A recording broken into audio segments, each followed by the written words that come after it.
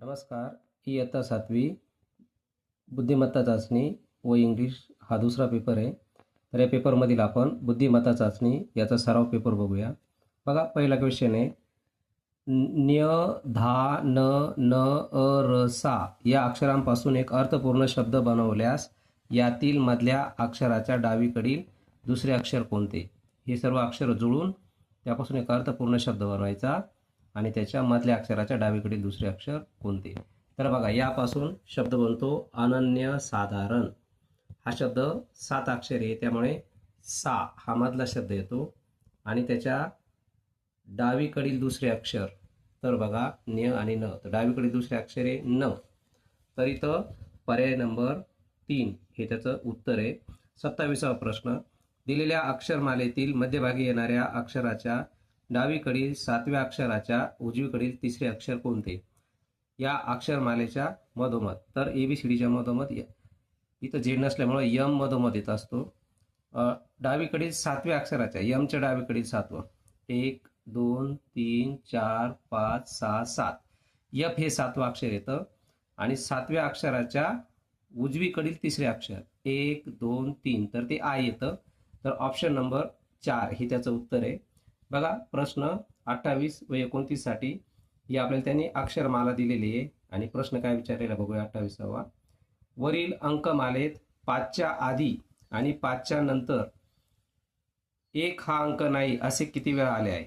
5च्या आधी आणि 5च्या नंतर 1 हा अंक नाही असे किती वेळा आलेले? तर इथं बघा, 5च्या मागे पुढे 1 आहे, 5च्या मागे 1 आहे, 5च्या पुढे 1 आहे, 5च्या मागे पुढे 1 आहे, 5च्या पुढे 1 आहे. तर इथं आपण नीट जर पाहिलं तर बघा, 5च्या इकडे 1 आहे, 5च्या इकडे 1 आहे. तर एक वेळेस असं आलेलं आहे. एक वेळेस किती वेळेस? एक वेळेस. तर पर्याय नंबर 1. 29वा प्रश्न. दिलेल्या अंकमालेत कोणता अंक सर्वाधिक वेळा आलेला आहे? तर आपण नीट पाहिलं तर इथं आपल्याला 1 आणि 5 दिसतं. तर आपण 1 जर मोजलं तर 1 2 3 4 5 6 7 8 9, 1 9 वेळेस आलेला आहे. 5 बघूया. 1 2 3 4 5 6 7 8 9 10 11, 5 11 वेळेस आलेला, म्हणून 5 हा सर्वाधिक वेळा आलेला आहे. प्रश्न क्रमांक 30 व 31 साठी बघा, काय म्हणणं आहे. पुढील वेन आकृतीतील त्रिकोणात इंग्रजी भाषा बोलणारे, चौकोनात हिंदी भाषा बोलणारे, लंबगोलात उर्दू भाषा बोलणारे व वर्तुळात मराठी भाषा बोलणाऱ्यांची संख्या दर्शवली आहे. तर बघा इथं काय, तर हे ते दिलेले. तर पहिला प्रश्न बघूया. इंग्रजी बोलणाऱ्या किती लोकांना उर्दू व मराठी भाषा येते? हे बघा, इंग्रजी बोलणाऱ्या किती लोकांना उर्दू 7 आणि मराठी 4, तर किती लोकांना उर्दू इंग्रजी बोलणाऱ्या किती लोकांना उर्दू व मराठी येते? तर 7 अधिक 4 म्हणजेच 11. तर ऑप्शन नंबर 3 हे त्याचं उत्तर आहे. 31वा प्रश्न बघा. कोणतीही एकच भाषा बोलणाऱ्याची एकूण संख्या कोणत्याही 3च भाषा बोलणाऱ्याच्या संख्येपेक्षा कितीने जास्त आहे? तर कोणती एकच भाषा बोलणारे कोण? 19 14 12 20. हा, तर आपण यांची बेरीज करूया. काय ते? 19 14 12 20. 19 14 12 20. तर बघा, 9 4 13 13 आणि 2 15, चला आला 1 1 2 3 4 5 6 65. काय ते? 65. आणि पुढे काय म्हटलेलं आहे त्यांनी? कोणती एकच भाषा बोलणारे 65, कोणत्याही 3च भाषा बोलणाऱ्यांच्या संख्येपेक्षा. तर कोणत्याही 3च भाषा बोलणाऱ्यांची संख्या आपण जर पाहिली तर ती 4 आणि 6 म्हणजे काय? 10.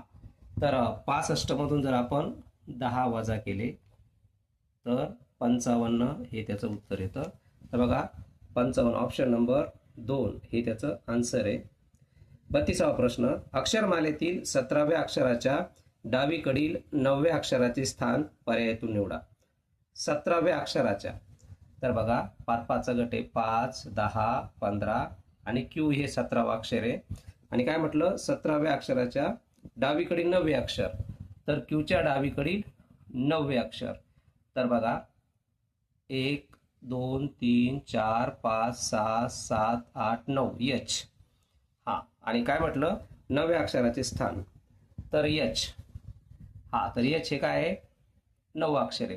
तर एकूण जर पाहिलं 1 2 3 4 5 6 7, तर त्याचा 7वा क्रमांक लागतो. तर प्रश्न काय, अक्षरमालेतील 17व्या अक्षराच्या डावीकडून 9व्या अक्षराचे स्थान किती? तर आपण वजा केलं तर ते उजवीकडून 18वा क्रमांक येतो. तर ऑप्शन नंबर 3 हे त्याचं उत्तर आहे. बघा पुढचा क्वेश्चन आहे आपला, क्वेश्चन नंबर 33. एका रस्त्याच्या कडेने अनुक्रमे आंबा, वड, पिंपळ, निलगिरी, अशोक व सागाची 432 झाडे लावली, तर 155व्या क्रमांकावर कोणते झाड येईल? तर बघा एकूण झाडं किती आहे, 1 2 3 4 5, 5 झाड आहे. आणि काय म्हणणं आहे, असे 432 झाडे लावली, तर 155व्या क्रमांकावर कोणते झाड येईल? तर आपल्याला 155ला आधी काय करावं लागलं, आपल्याला 1 2 3 4 5, 5ने भागावं लागेल. तर बघा 155ला आपण जर 5ने भागलं तर काय, 5 त्रिक 15 आणि 5 एक 5, 31. 5 त्रिक 15 आणि 5 एक 5, तर 31. हा, आणि मग याला आपण जर परत 5ने भागलं तर बघा हा प्रश्न नीट आपण जर पाहिलं तर काय, रस्त्याच्या कडेने आंबा, वड, पिंपळ, निलगिरी, अशोक व सागाची 1 2 3 4 5 6 येते. तर 155ला आपल्याला 6ने भागावं लागेल, सॉरी 5ने नाही 6ने भागावं लागेल. तर बघा 6 दुने 12, 3 उरले, 6 पंचे 30 आणि बाकी उरली 5. हा, तर मग आता 5व्या क्रमांकावर, तर बघा शेवटी साग, मग सागापासून परत 5, 1 2 3 4 5, तर अशोक 155 कोणतं झाड येईल, अशोकाचं झाड. ऑप्शन नंबर 2 हे त्याचा आन्सर आहे. पुढचं बघा, लोकमान्य टिळक पुण्यतिथी सोमवारी असल्यास त्याच वर्षातील बालदिन कोणत्या दिवशी आला असेल? तर बघा लोकमान्य टिळक पुण्यतिथी 1 ऑगस्टला असते आणि बालदिन 14 नोव्हेंबरला असतो. तर आपल्याला ऑगस्ट ते नोव्हेंबर, तर बघा ऑगस्ट. 34वा प्रश्न बघा, लोकमान्य टिळक पुण्यतिथी सोमवारी असल्यास त्याच वर्षातील बालदिन कोणत्या दिवशी आला असेल? तर लोकमान्य टिळक पुण्यतिथी ही 1 ऑगस्टला असते आणि बालदिन 14 नोव्हेंबरला असतो. तर आपल्याला ऑगस्टपासून तर 14 नोव्हेंबरपर्यंतचे दिवस मोजावे लागतील. तर बघा ऑगस्टचे 30 दिवस, सप्टेंबरचे 30 दिवस, ऑक्टोबरचे 31 दिवस आणि नोव्हेंबरचे 14 दिवस. आपण याची बेरीज केली तर 4 आणि 1 5, 3 1 3, 3 2 6, 3 3 9 आणि 1 10, 105. तर 105ला जर आपण 7ने भागलं तर 7 1 7, 3 उरले, वरून घेतले 5 म्हणजे 35, 7 5 35. तर 15 पूर्ण आठवडे, 15 पूर्ण आठवडे म्हणजे बाकी 0 येते. काय, 15 पूर्ण आठवडे आणि बाकी 0 येते, म्हणजेच लोकमान्य टिळक पुण्यतिथी सोमवारी असल्यास बालदिन पण सोमवारीच येईल. Option number 2. आणि याच्यासाठी काय पर्याय देण्यात ठेवायचे, तर बघा शी बा स्वाटी, शी बा स्वाटी म्हणजे काय, शिवाजी महाराजांची जयंती, त्यानंतर बालदिन, स्वातंत्र्य दिन आणि लोकमान्य टिळक पुण्यतिथी हे 4ही दिवस एकाच दिवशी येतात वर्षातून, म्हणून सोमवार हे त्याचं ऑप्शन आहे. बघा पुढचा प्रश्न आहे आपला 35वा. सोबतच्या आकृतीत त्रिकोणांची एकूण संख्या किती या आकृतीमध्ये? तर बघा 1 2 3 असे जर नंबर टाकले आपण, 1 2 हे 3 झाले, 3 आणि 3 6, पुन्हा 1 2 3 हे पण 6, 6 आणि 6 12, हा वरचा एक 13, हा खालचा त्रिकोण 14 आणि हा पूर्ण एक 15. तर ऑप्शन नंबर 4 हे त्याचा आन्सर आहे. बघा 36वा प्रश्न, संख्यांच्या मांडणीतील सूत्र ओळखून प्रश्नचिन्हाच्या जागी येणारा पर्याय निवडा. 13 आणि 11 पासून 145 बनता. तर 13चा वर्ग आपल्याला माहिती आहे काय, 13चा वर्ग 169, 11चा वर्ग 121, बेरीज जर केली तर 10 आणि त्यानंतर इथं 6 2 8 आणि 1 9, 290. आणि जर आपण 290ला 2ने भागलं तर बघा बे 1 बे, बे चोक 8, 1 उरला, बे पंचे 10, 45. तर अशा प्रकारे ते रिलेशन येतं. म्हणजे काय, या दोन संख्यांच्या वर्गांची बेरीज, या दोन संख्याच्या वर्गांची बेरीज आणि त्याला 2ने जर भागलं तर 145. तसंच बघा इथे तसंच आहे, 12चा वर्ग 144 आणि 14चा आहे 196. काय आहे, याचा 144 आणि याचा आहे 196. तर त्याची बेरीज जर केली आपण तर ती 340 होते आणि त्याला जर 2 ने भागलं तर 170. तसंच इथं बघा आता 13 आणि कोणत्या संख्येचा वर्ग ज्यांची बेरीज होऊन 2 ने भागलं तर 197 येतं. तर बघा आता इथं आपल्याला माहिती आहे 13चा वर्ग 169 आहे आणि आपण जर ऑप्शनमध्ये 15चा वर्ग घेऊन पाहिला तर बघूया आपण ट्राय करून. तर बघा 13चा वर्ग आहे 169, 15चा वर्ग आहे 225. बेरीज केली 9 5 14, चला आला 1, 6 1 7, 7 2 9 आणि 2 1 3, 394ला जर आपण 2 ने भागलं तर बघा बेक बे, एक उरला वरून घेतला 9 19, बे 9 18, पुन्हा एक उरला वरून घेतला 4, बे 7 14, 197. तर बरोबर येते बघा इथं 197. म्हणून पर्याय नंबर आपला 3 हे त्याचं उत्तर आहे. 37 आणि 39 प्रश्नासाठी बघा, दिलेल्या लयबद्ध मांडणीतील पदांचा क्रम लक्षात घेऊन प्रश्नचिन्हाच्या जागी येणारे पद पर्यायातून निवडा. तर बघा अशा प्रकारच्या प्रश्नांमध्ये आपल्याला गट करायचे असतात आणि मग शोधायचं असतं. तर इथं बघा 1 2 3 4 5 6 7 8 9 10 11 12 13 14 15 16 दिलेले. तर आपण 4-4चे गट जर केले तर आपल्याला तो क्रम ध्यानात येईल. बघा MNAC आणि MNAC, मग पुन्हा आपण घेतलं CNAM, नंतर ANCM, MNAM. तर प्रत्येक याच्यात MNAC येण्यासाठी इथं आपण नीट पाहिलं तर ऑप्शन नंबर 2 इथं बरोबर उत्तर आहे. पुढचा बघा, पुढचा प्रश्न 38वा, स्टार 2 गोल आणि मग पुढे स्टार क्वेश्चन मार्क 3 गोल. तर इथं बघा सिंगल स्टार आहे मग 2 गोल झाले, तर डबल स्टार 3 गोल होतील, त्यानंतर ट्रिपल स्टार 4 गोल होतील आणि 4 वे स्टार. तर बघा अशा प्रकारे इथं स्टारच येणार आहे. ट्रिपल स्टारसाठी पण स्टार येणार आणि चौपल स्टारसाठी चौपल. तर सर्वीकडे स्टार येणार ऑप्शन कोणता आहे तर पहिला. पुढचा बघा 6, इथं एकूण संख्या किती बघा 1 2 3 4 5 6 7 8 9 10 11 12 13 14 15 16. इथं पण 4-4चे गट केले आपण. 6 1 4 आणि 9 जर घेतला इथपर्यंत 6 1 4 9. नंतर काय होणार आहे तर तो सुरुवातीचा 6 1 4 9, मग 9 सुरुवातीला, शेवटचा अंक सुरुवातीला येणार आणि पहिला अंक 2 नंबरवर येणार. मग 9 6 1 4. मग परत एकदा 4चा बघा शेवटचा अंक सुरुवातीला येणार आणि शेवटचा अंक सुरुवातीला येणार आणि सुरुवातीचा अंक इकडे येणार. म्हणजे मग पुन्हा एकदा आपण जर पाहिलं तर या पर्यायामध्ये बघा, हे बघा इथं आपण नीट जर पाहिलं पर्यायामध्ये काय आहे 6 1 4 आणि प्रश्नचिन्ह आणि पुढचं काय म्हणाय त्यांचं 9 6 1 4. तर आपण इथं पर्यायामध्ये बघा आपण जर सर्व पर्यायांमध्ये 9 आहे त्यामुळे इथं 9 टाकून बघू. पहिल्या ह्याच्यामध्ये काय टाकून बघू आपण 9. आणि नीट बघा आता ही शेवटची संख्या सुरुवातीला आली, सुरुवातीची संख्या 2 नंबरवर गेली आणि मधली संख्या तशीच राहिली. तर या क्रमाने आता जर आपण असं केलं तर बघा सुरुवातीची संख्या शेवटची संख्या सुरुवातीला आली, सुरुवातीची संख्या आणि मधली संख्या काय 4 9 6 1. तर बघा तो क्रम इथं बरोबर दिसतोय 4 9 6 1. असा क्रम आपण जर सोडवत गेलो तर आपल्याला इथं बरोबर शेवटचा पर्याय दिसतो 9 9 4 हा पर्याय तिथं दिसतो. बघा पुढचा क्वेश्चन आहे 40वा, अभय व अनिल यांच्या आजच्या वयांचे गुणोत्तर 3:5 आहे. आणखी 6 वर्षानंतर त्यांच्या वयाचे गुणोत्तर 3:4 होईल, तर अनिलचे आजचे वय किती?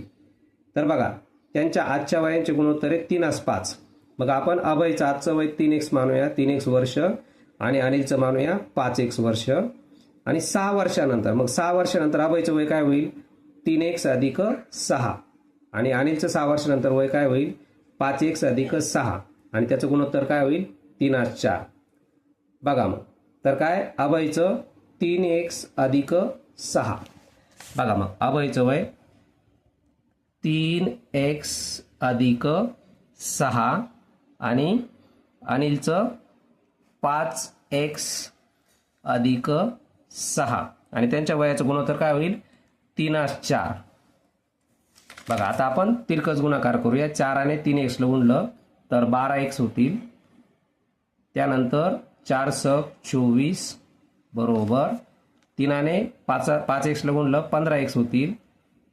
अधिक 3 सक 18. तर बघा आपण 12x अधिक 15x इकडे आले तर वजा 15x बरोबर, आपण जर पाहिलं तर 18तून 24 गेले 6 उरता. किती उरता? 18तून 24 गेले तर 6 उरता. आणि काय ते वजा 6. आणि 15तून 12 गेले तर वजा 3x. तर बघा वजा 3x बरोबर वजा 6. वजा वजा कॅन्सल होतील. 3x बरोबर 6. x बरोबर 6/3. 3 1 3, 3 2 6. तर x ची किंमत किती आली आपली? 2 आली. x ची किंमत 2. आता आपल्याला कोणाचं वय विचारलेलं आहे? आपल्याला अनिलचं वय विचारलेलं आहे. हा, तर अनिलचं वय काय तिथं 5x मांडलेलं आहे आपण. अनिलचं वय काय मांडलेलं आहे? 5x. मग 5x म्हणजेच काय? 5. x मध्ये x ची किंमत टाकूया. 5 गुणिले 2 बरोबर 5 दुने 10. 5 गुणिले 2 तर 5 दुने 10. तर बघा अशा प्रकारे अनिलचे आजचे वय किती आहे? मग तिथं 10 हा तो ऑप्शन येईल. पुढचं बघा, कडे हा जोड शब्द पूर्ण करण्यासाठी योग्य शब्दाची निवड करा. तर बघा, कडे डोंगर, कडे कपारी, कडे खटले, कडे कोयंडे. तर इथं कडे कपारी ऑप्शन नंबर 2 बरोबर येईल. 42वा प्रश्न आहे. 450 लिटर पाणी मावणाऱ्या टाकीचा 2/5 भाग पाण्याने भरला आहे, तर ती टाकी 76% भरण्यासाठी अजून किती पाणी ओतावे लागेल? तर 450 लिटरचा 2/5 भाग म्हणजे नक्की किती? तर बघा, 450 गुणिले 2/5.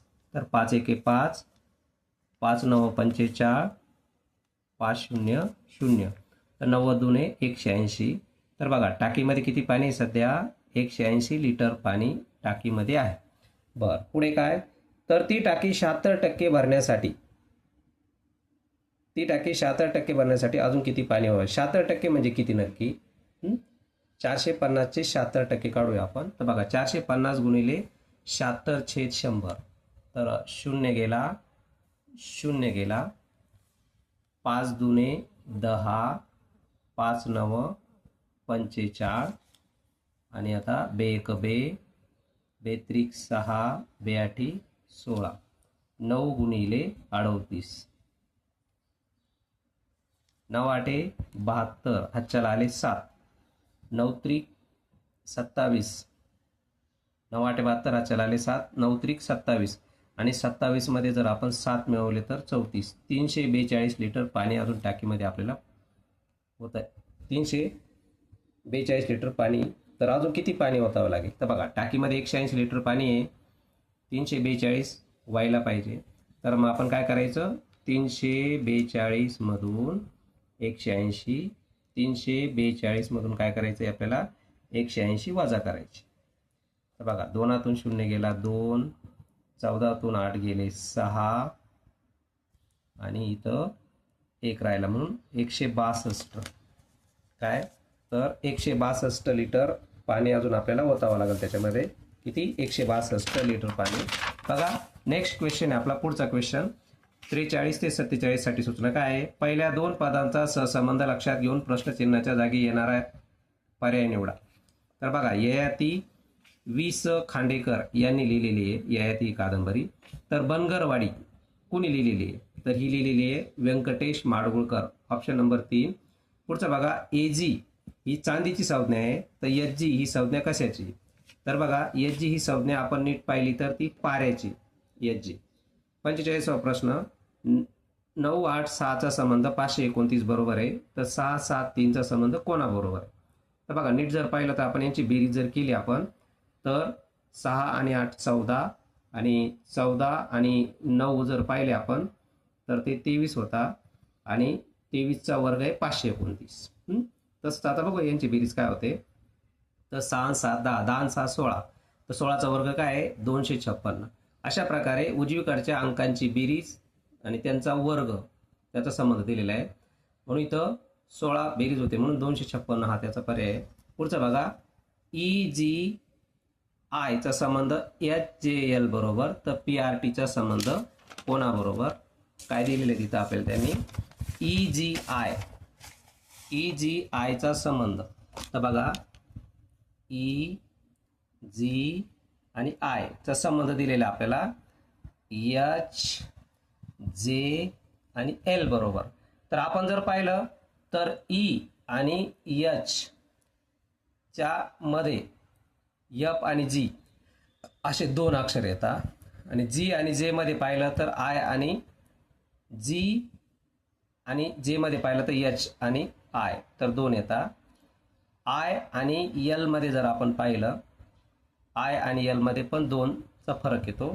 तर त्यांचं म्हणणं आहे पुढं काय ते, तर पी आर टी काय तिथं पी आर टी.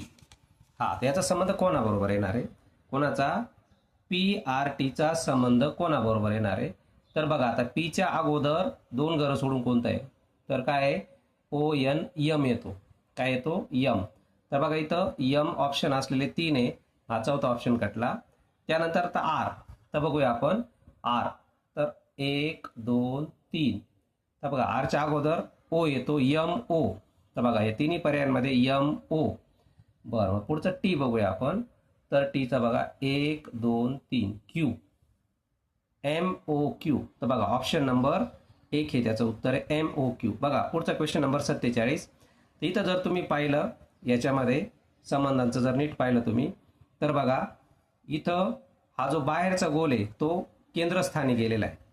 बाहेरचा गोल कुठे गेलेला आहे, केंद्रस्थानी गेलेला आहे. मग इथं जो बाहेरचा आयत आहे हा पण कुठं जाणार आहे, केंद्रस्थानी जाणार आहे, बाहेरचा आयत.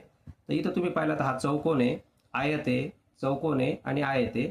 तर बघा या दोन्ही आकृत्यांमध्ये तुम्ही नीट ऑब्झर्वेशन केलं तर इथं आयत मध्यस्थानी आलेला आहे, आणि आयत मोठा आयत आहे, हा छोटा आयत आहे, आणि म्हणून हा ऑप्शन नंबर 2 हे त्याचं उत्तर आहे.